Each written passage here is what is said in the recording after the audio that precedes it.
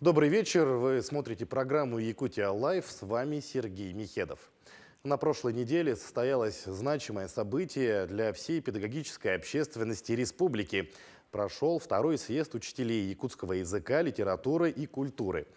И сегодня с нашей гостьей, первым заместителем министра образования и науки Якутии Алевтиной Аргуновой, мы подведем итоги этого мероприятия, а также поговорим о мерах поддержки мобилизованных граждан. Добрый вечер, Алевтина Петровна. Добрый вечер. Рада снова видеть вас в нашей студии. Да, очень приятно. Время так быстро прошло. Ну, давайте сразу начнем с темы съезда. Расскажите о том, какие мероприятия проводили в рамках этого события.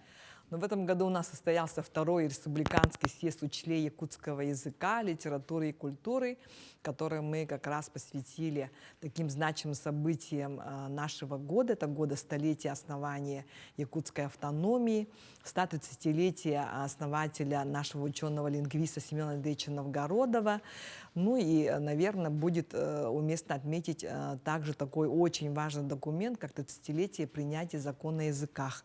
То есть в 1992 году у нас был принят закон нашим Государственным собранием Милтумен.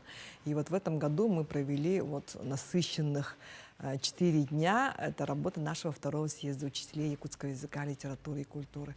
Почему съезд значимый? Я, наверное, думаю, что не для всех, наверное, не будет секретом то, что сейчас у нас очень многие все обеспокоены проблемой о том, что у нас молодежь, молодое поколение, очень много привязано к цифровым ресурсам и забывает свой язык. Но я считаю, что цель нашего съезда была очень высокая, то есть это сохранить статус якутского языка, потому что все-таки мы считаем, что знание родного языка, воспитание ребенка в семье на своем родном языке, это очень важно для воспитания будущего жителя, и в целом-то это для сохранения самоидентичности нашей и национальной вообще и культуры, и, в принципе, сохранения языка как такового. Потому что не секрет, что очень много сейчас говорят об исчезающих языках, но я думаю, что наш якутский язык никак не исчезнет, потому что съезд показал, что проблемы, перспективы и сохранение языка, родного языка, это для нас, для всех представителей было очень важно. На съезде у нас принимали представители из всех 35 муниципальных районов, которые у нас есть, в системе Республики Саха-Якутия. Это у нас участвовали более 500 делегатов. У нас также были почетные делегаты, которые тоже представляют очень такие большие имена в культурной среде, скажем, да. Это были главы районов, что нас радует, потому что все-таки это принятие закона о языках тоже должно очень многие проблемы решить и на муниципальном уровне. Были начальники управления образования, сами учителя, которых на сегодня мы насчитываем в республике, более 800 учителей якутского языка, литературы и культуры. Это воспитатели детского сада, педагоги дополнительного образования. Да, и в этом году мы пригласили, кроме государственных и муниципальных учреждений, мы пригласили частные образовательные организации, которые представили свои авторские методики, разработки по внедрению авторских технологий, по раннему изучению якутского языка.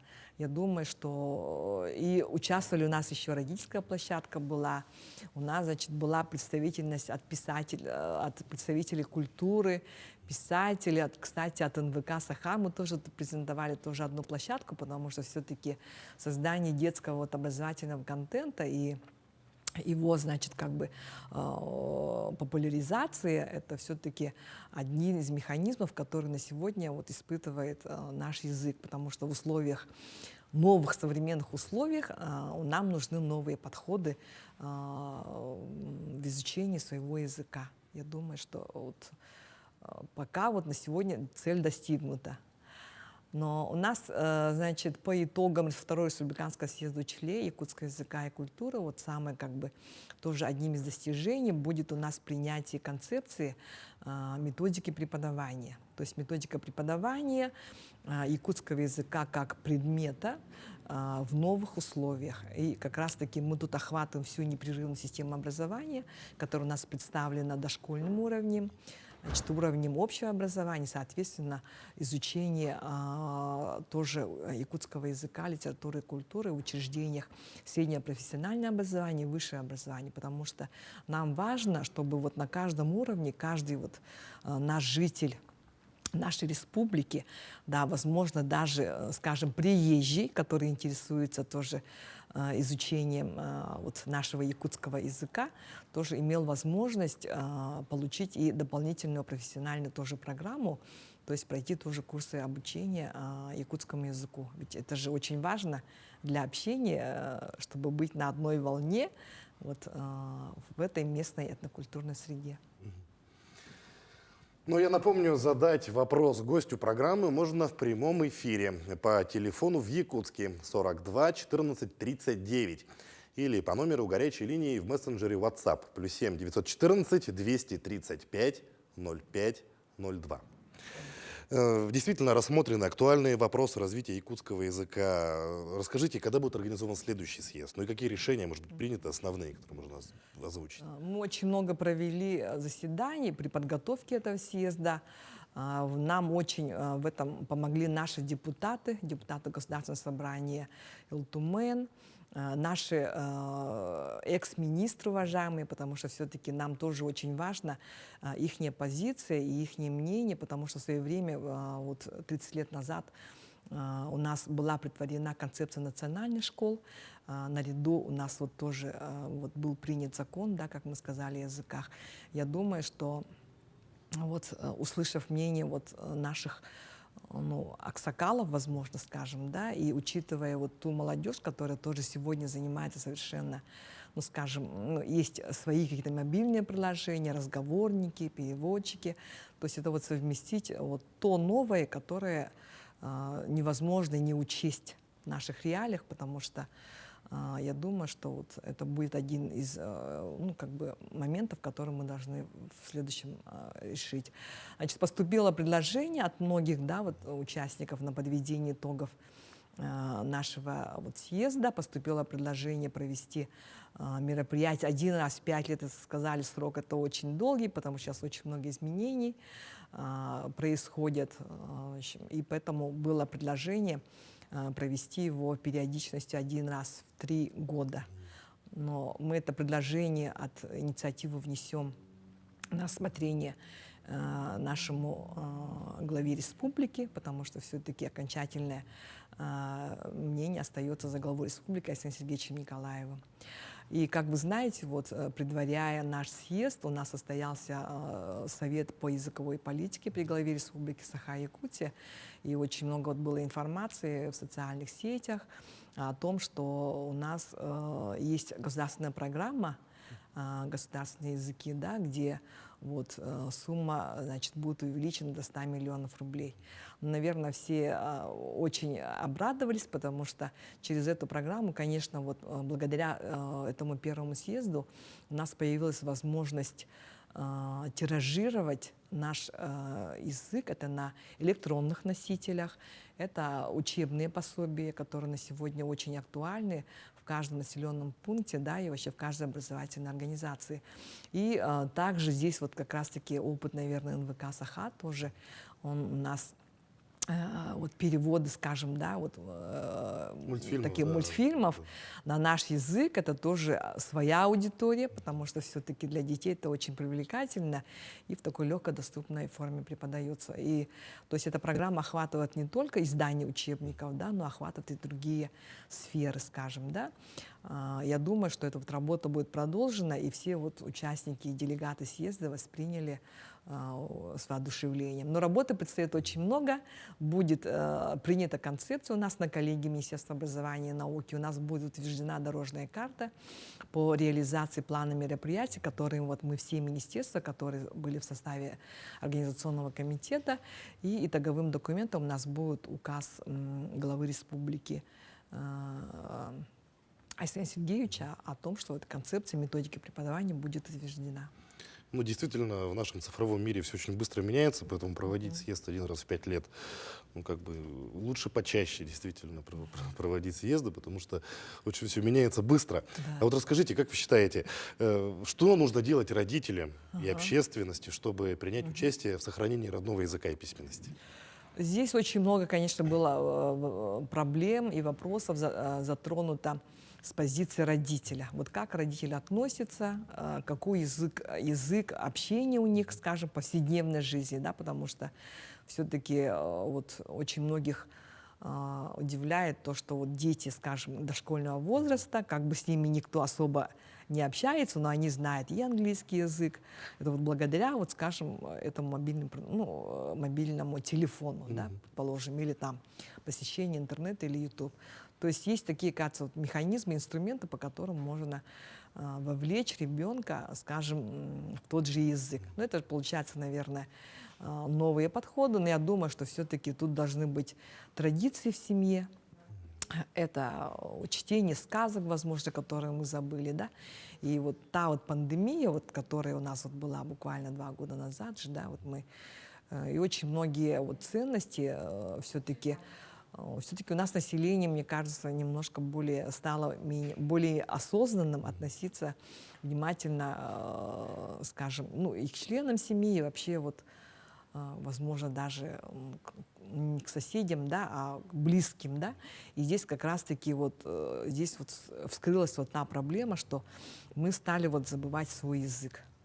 Свой язык, и все-таки это цемент, на котором строится и крепнет традиции, да, вот создание, сохранение традиций там, и вот, ну, конечно, старый быт мы, наверное, не вернем, но тем не менее, все-таки вот знать язык мы, наверное, обязаны.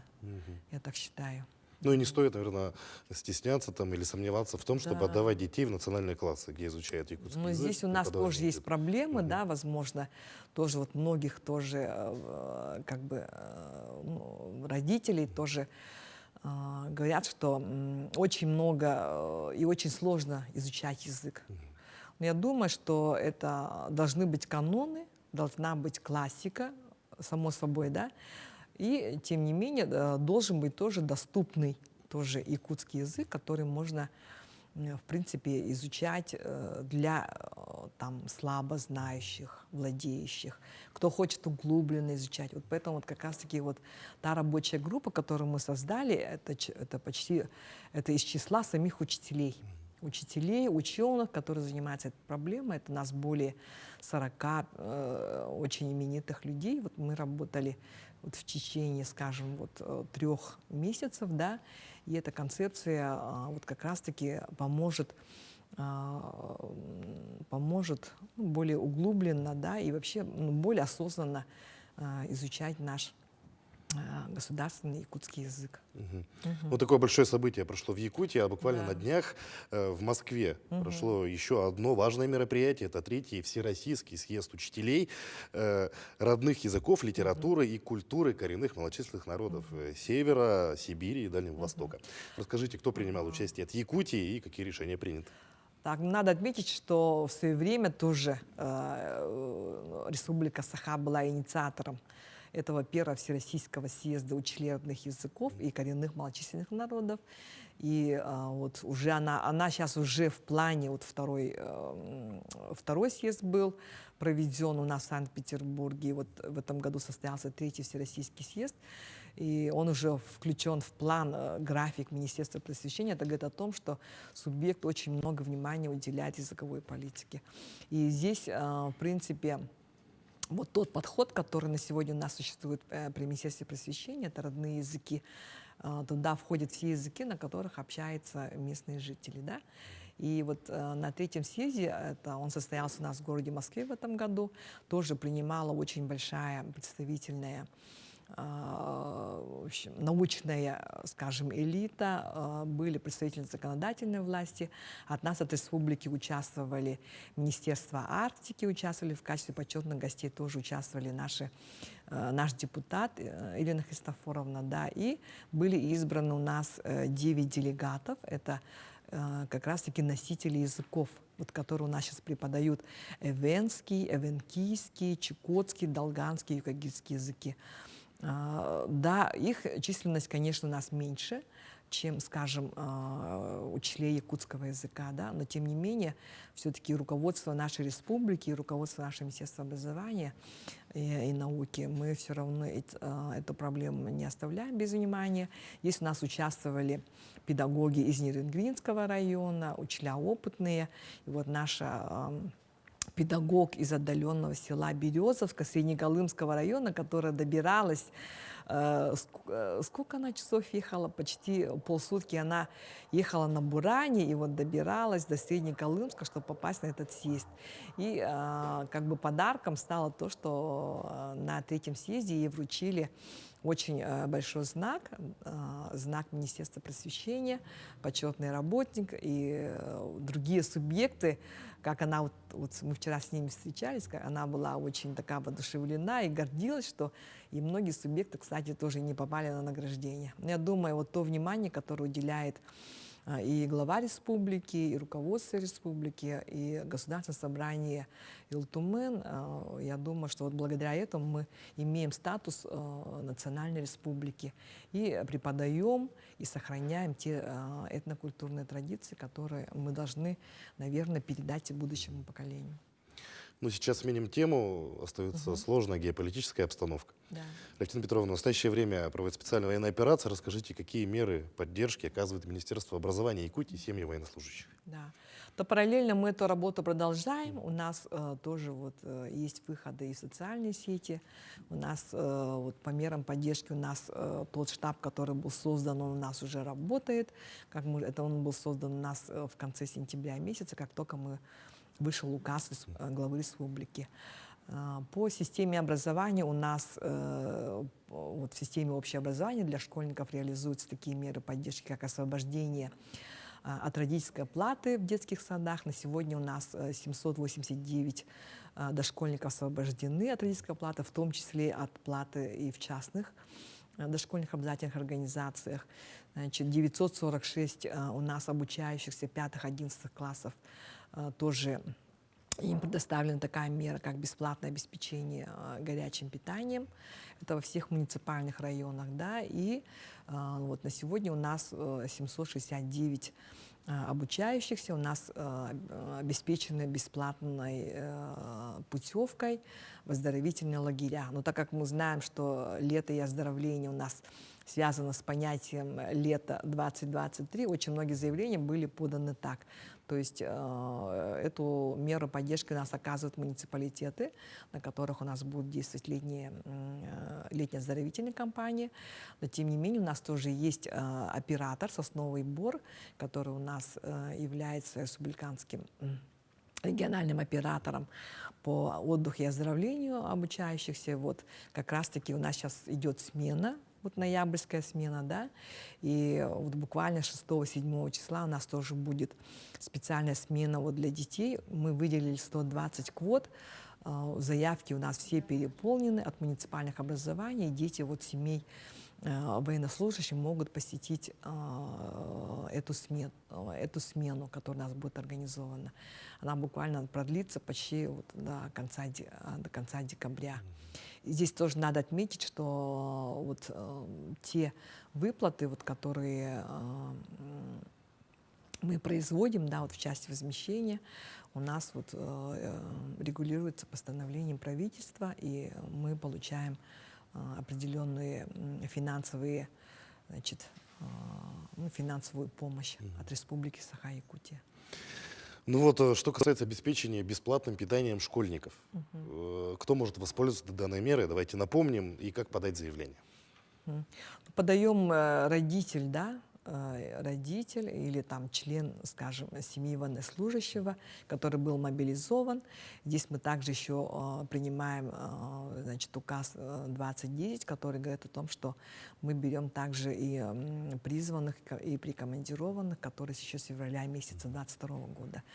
То есть это все категории, они у нас как бы охватываются. Родитель у нас имеет возможность заявиться через портал e-услуги, да, то есть госуслуги, он подает заявление, в котором он выбирает вот те 7 мер поддержки, которые есть.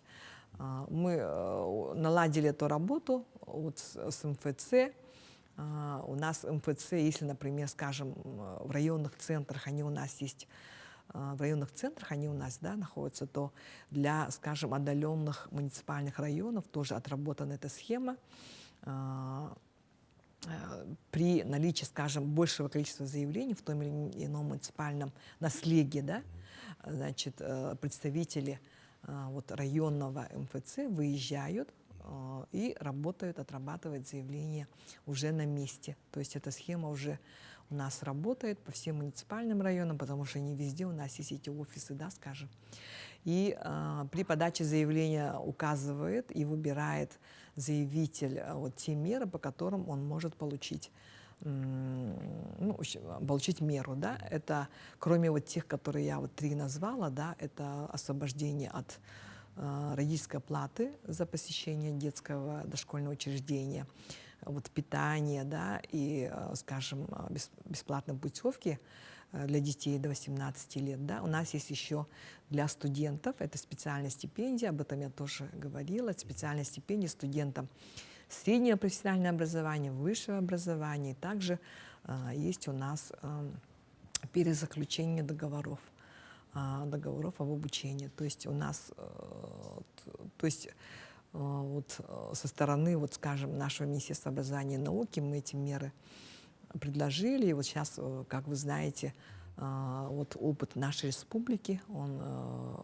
по решению Владимира Ильича Путина, его надо тиражировать. Я думаю, что здесь эти меры были приняты у нас только благодаря нашим совместным усилиям, которым занимается руководство нашей республики.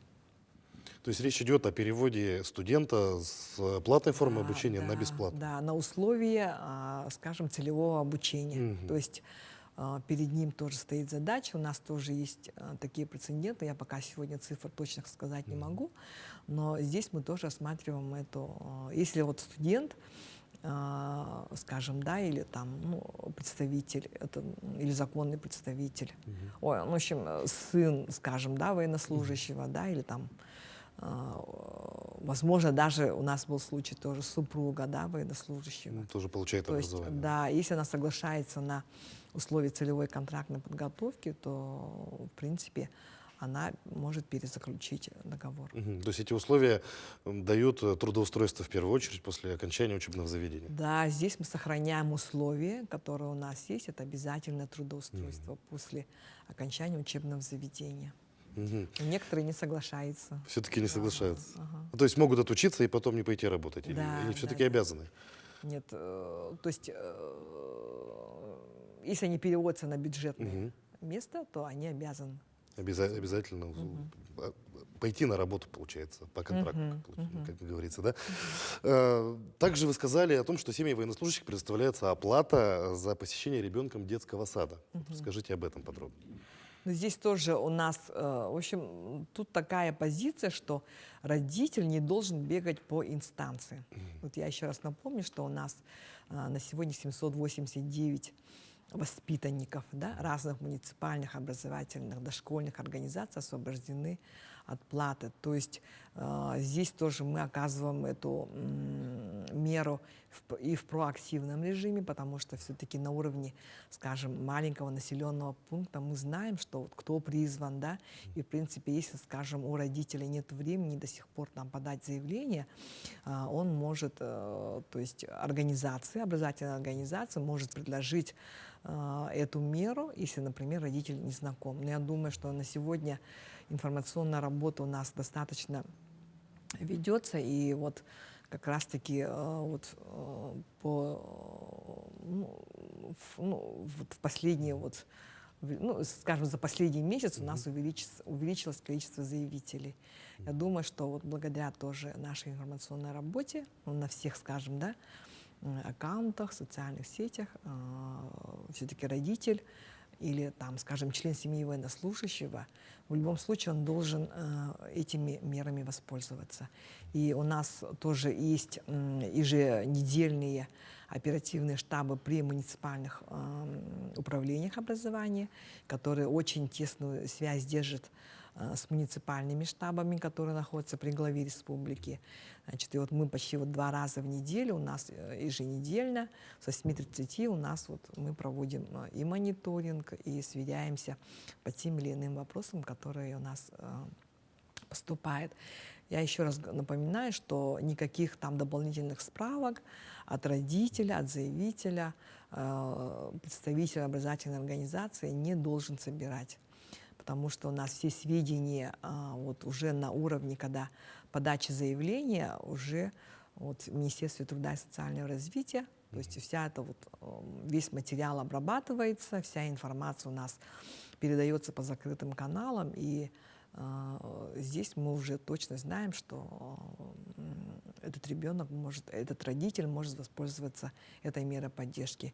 Да, правда, у нас там бывают отказы, но отказы, скажем, бывают по недостижению возраста, потому что у нас некоторые дети еще не посещают там детский сад, да, вот мы им говорим, что да, вы можете к нам прийти там через год, или, скажем, по той мере поддержки, где у нас указано 6 лет и 6 месяцев же, да, по бесплатной путевке в летние оздоровительные лагеря, то здесь мы тоже спрашивают, да, например, родители, у меня ребенок 5 лет, 3 лет, может ли он воспользоваться этой мерой. Пока это для обучающихся, поэтому у нас такие тоже есть отказы, скажем. Давайте еще раз напомним, если у жителей республики возникают вопросы по предоставлению мер поддержки Министерством образования и науки республики, где они могут получить информацию? Есть ли горячая линия, по которой можно получить такую консультацию?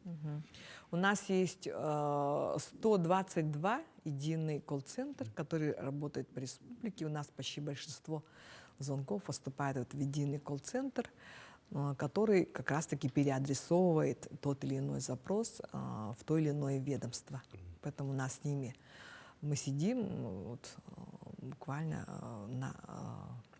на линии. И всегда, в принципе, готовы ответить? Да, у нас поступает. И наша задача очень оперативно решить этот вопрос. Уже очень скоро для многих ребятишек будет, наверное, самый главный праздник, любимый праздник детства для многих, наверное, это Новый год. И у нас в Якутии главная новогодняя елка — это елка главы республики. Расскажите, сколько детей примет участие в этом году, и будут ли там дети семей военнослужащих? Ежегодно у нас проводится это мероприятие, но тоже у нас была пандемия, и в этом году мы тоже будем, считайте, после пандемии встречать очно 700 обучающихся. Это у нас 700 детей из всех муниципальных районов республики. Это самое главное событие, которое, возможно, почти затрагивает всех, да, всем, наверное, очень интересно. Значит, у нас предоставляется участие в отборе на елку главы принимается муниципальным решением, да, то есть работает на уровне муниципалитета комиссия, отбирается. Там работают очень сложные комиссии, к нам тоже поступают какие-то там, возможно, нерассмотренные кандидатуры, да, но тем не менее у нас ежегодно этот формат организовывается. В прошлом году, ввиду ограничительных мер, у нас в прошлом году мы собрали только 200 детей, было очень сложно это дело организовать, кому отказать, кому это, да, но в этом году мы ожидаем все 700 детей на елке главы. Она у нас будет, 23 у нас будет заезд, 23 декабря, 24 мы планируем елку главы в Саха-цирке. Это у нас ежегодное, да, в общем, Традиционное место традиционное проведения. новогоднее представление. Представление будет. Да, дети все равно радуются, и все-таки цирк не в каждом населенном у нас пункте, да, поэтому цирковое представление будет очень хорошее, да, и, само собой, будет встреча и участие главы республики. Также мы запланировали гражданский форум. Это для детских общественных организаций. Как вы знаете, у нас в этом году же реализуется проект. Это советники директоров по воспитанию и по работе с детскими общественными организациями. То есть здесь у нас будут рассматриваться детские инициативы, проекты. То есть этот форум тоже пройдет в очном впервые, тоже в очном формате. И дети у нас будут размещаться, это у нас обязательное условие. Мы будем размещать в учреждениях, в государственных учреждениях, которые у нас в ведомстве Министерства образования и науки. Это Сосновый Бор, соответственно, это у нас Международная арктическая школа. То есть мы должны организовать для этих детей и питание, и размещение. Ну вот смотрите, около 700 ребят. Все-таки очень интересно, каким образом проходит отбор, кто попадает на этот праздник. Но здесь у нас принцип лучшие из лучших, да, то есть это победители разных конкурсов, участие, активная жизненная гражданская позиция на уровне, скажем, наслега или школы. Это активный, возможно, член там, совета школы и так далее. Да? Но, как вы сказали, мы в этом году тоже учли, и очень многие муниципалитеты сами на нас тоже выходили и сказали, могут ли быть вот, в приоритетном порядке, да, учитывать детей из семей военнослужащих.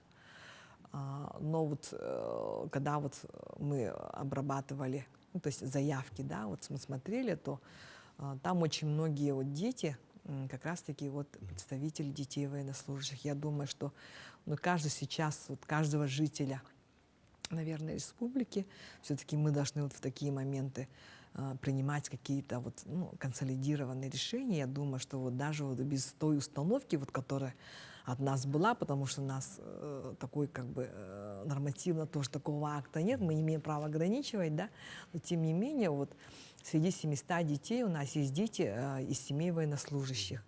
И, вот, и мы планируем тоже отдельную встречу с главой республики. Вот пока у нас вот в проектном виде вот такие будут мероприятия. Я думаю, что ну, это самая же большая радость попасть на елку главы. И, как вы знаете, они автоматически становятся у нас стипендиатами, да, стипендиатами главы. Там идет очень большая организационная работа. Здесь у нас задействованы все и финансовые органы, да, скажем, и патрульно-постовые органы, потому что это вот наземным транспортом, да, вот у нас очень многие дети вот приезжают, выезжают с муниципальных районов.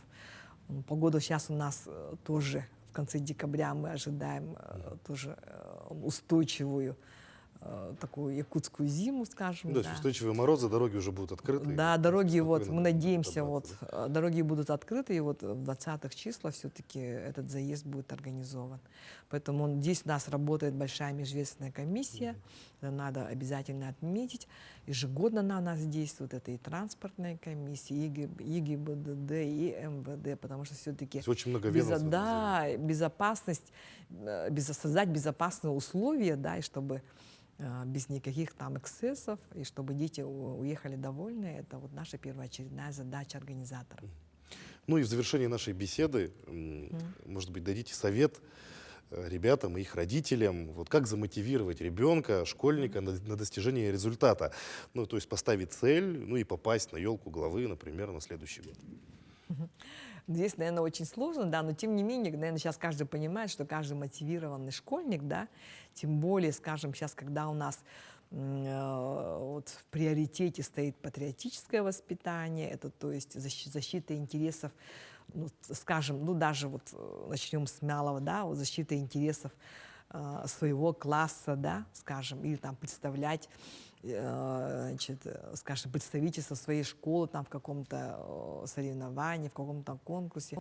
Это, наверное, вот, все-таки тот активный посыл, который сегодня и очень многие вот годы мы добивались, чтобы было у нас сознательное гражданское общество, И я думаю, что сейчас дети очень активны, дети очень вовлечены, смотивированы, и вот для них мы проведем гражданский форум. Я пожелаю, чтобы они не сохраняли, сохраняли все-таки позитивный настрой, потому что каждый же может стать обладателем и попасть в число стипендиатов.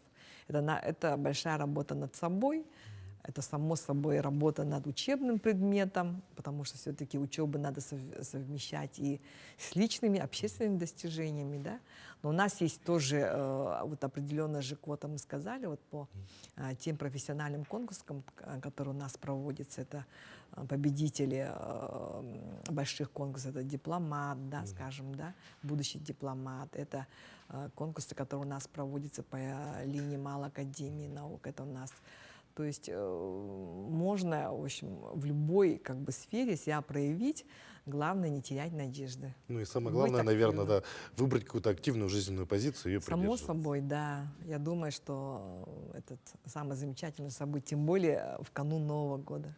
Валентина Петровна, спасибо, что нашли время, пришли к нам, ответили на наши вопросы, рассказали нам о таких интересных мероприятиях.